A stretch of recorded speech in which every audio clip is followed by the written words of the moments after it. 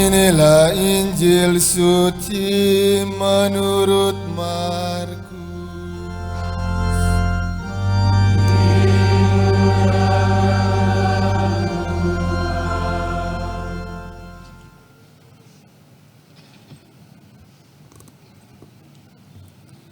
Sekali peristiwa, Yesus memanggil ke-12 murid dan mulai mengutus mereka berdua-dua.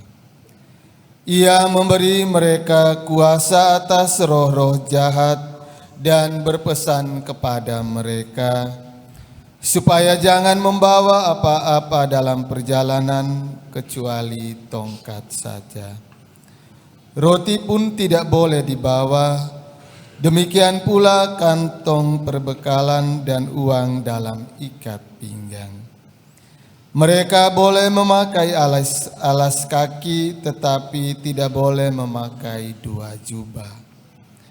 Kata Yesus selanjutnya kepada murid-murid itu, "Kalau di suatu tempat kamu diterima dalam suatu rumah, tinggallah di situ sampai kamu berangkat dari tempat itu. Kalau ada suatu tempat yang tidak mau menerima kamu, dan kalau mereka tidak mau mendengarkan kamu, keluarlah dari situ dan kebaskanlah debu yang di kakimu sebagai peringatan bagi mereka." Lalu pergilah mereka memberitakan bahwa orang harus bertobat. Mereka mengusir banyak setan dan mengoles banyak orang sakit dengan minyak dan menyembuhkan mereka. Demikianlah sabda Tuhan.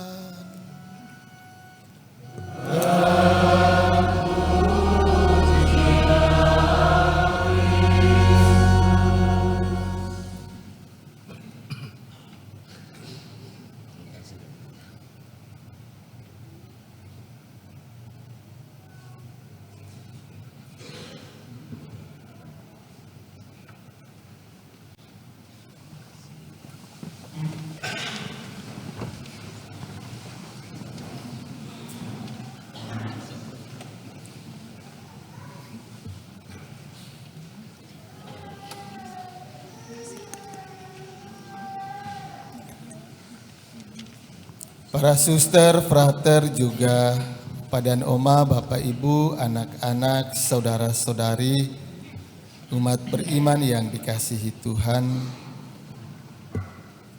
Selamat pagi dan selamat hari Minggu untuk kita semua.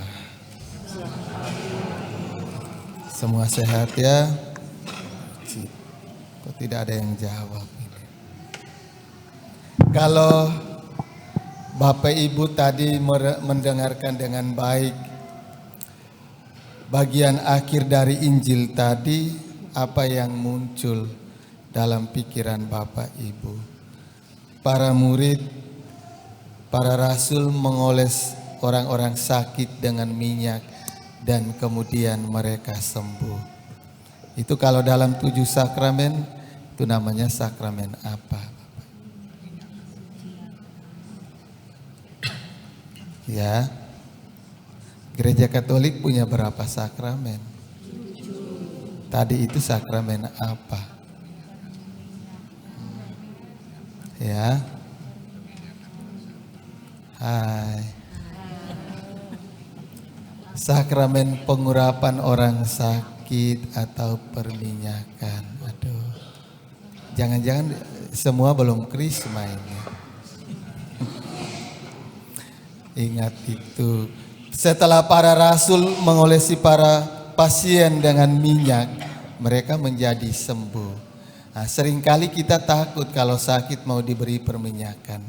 Sebut kata sakramen pengurapan atau pengurapan orang, perminyakan atau pengurapan orang sakit, orang Katolik takut nanti mati. Ya, jadi kalau belum ajalnya, biar oles sampai 1000 kali tidak akan meninggal. Kalau sudah ajalnya, sekali oles dia akan pergi dalam damai Tuhan. Amin. Ingat, maka jangan takut kalau sakit, Kalau rasa sakitnya agak berat, minta supaya diberikan perminyakan. Tapi dibabakan itu. Kebanyakan romonya harus menawarkan diri. Karena umatnya takut minta sakramen perminyakan. Takut nanti cepat pergi ke tempat yang sesungguhnya. Ya. Kalau sakramen itu artinya sendiri apa Bapak Ibu? Sakramen itu artinya apa? Pengertiannya. Mencari Google. Tanda atau sarana kehadiran Allah yang menyelamatkan. Tanda atau sarana kehadiran Allah yang menyelamatkan. Dalam bacaan kedua Rasul Paulus mengingatkan kepada kita bahwa di antara kita dengan Allah tidak ada lagi rahasia.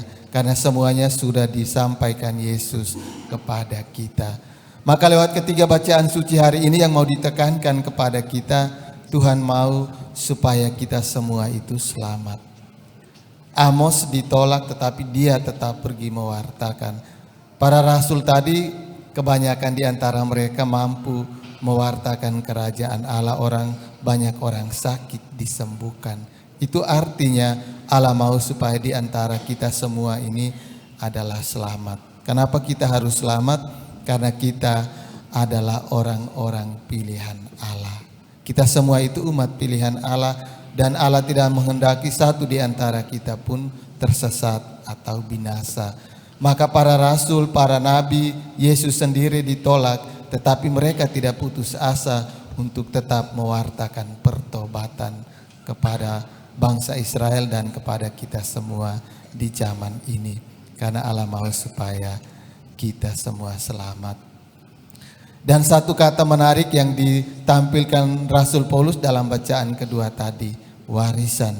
Yesus mewariskan kepada kita keselamatan abadi. Dan keselamatan itu Yesus wariskan kepada kita lewat pengorbanannya di kayu salib. Maka Paulus mengingatkan kepada kita supaya keselamatan itu dapat terjadi dalam diri dan hidup kita harus ada kerjasama antara pihak Allah dan manusia. Manusia menanggapi pewartaan para rasul, pewartaan Yesus, disitulah terjadi keselamatan. Keselamatan terjadi karena ada kerjasama dari pihak Allah dengan manusia. Kalau manusia tidak menanggapi, tidak mampu membangun kerjasama dengan Allah, maka keselamatan tidak akan terjadi. Tanggapan manusia atas pewahyuan Allah dalam diri Yesus Kristus itu disebut apa? Bapak Ibu, manusia menanggapi Allah yang mewahyukan diri dalam Yesus Kristus itu disebut apa?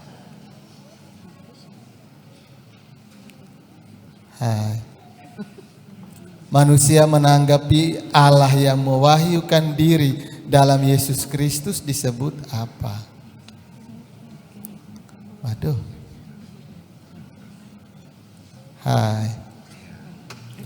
Kita menanggapi, hari ini kita menanggapi undangan Tuhan Yesus datang merayakan Ekaristi Kudus. Itu karena apa? Ya, karena iman. Ingat itu. Manusia menanggapi Allah yang mewahyukan diri dalam Yesus Kristus, itulah disebut iman. Supaya iman bertumbuh dan mengakar, berdaya untuk keselamatan kita, maka kita harus membuka hati dan hidup kita terhadap daya Roh Kudus.